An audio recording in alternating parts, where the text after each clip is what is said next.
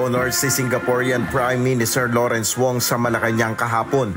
Personal na winelcome ni Pangulong Ferdinand Marcos Jr. at First Lady Lisa Marcos ang Prime Minister at si Mrs. Wong.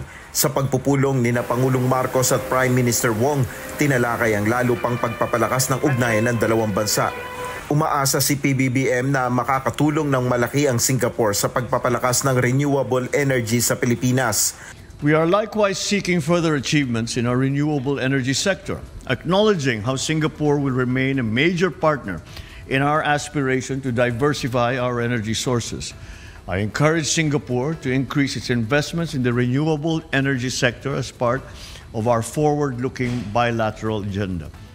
Ayon sa Prime Minister, maraming Singaporean companies ang nagnanais na mamuhunan sa renewable energy sector, partikular na sa solar at wind projects. Kinilala rin ng Singaporean leader ang naging mahalagang kontribusyon ng Filipino healthcare workers sa kanilang bansa, lalo na noong panahon ng COVID-19 pandemic.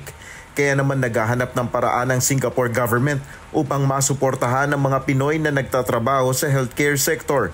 Singapore is committed to being a good second home for the Filipinos living and working in our country.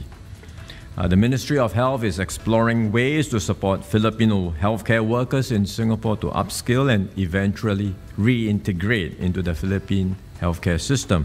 Nais ring palakasin ng Singapore ang kooperasyon nito sa Pilipinas pagdating sa digitalization. Nagpahayag naman ng buong suporta ang Singaporean leader sa ASEAN chairmanship ng Pilipinas sa susunod na taon.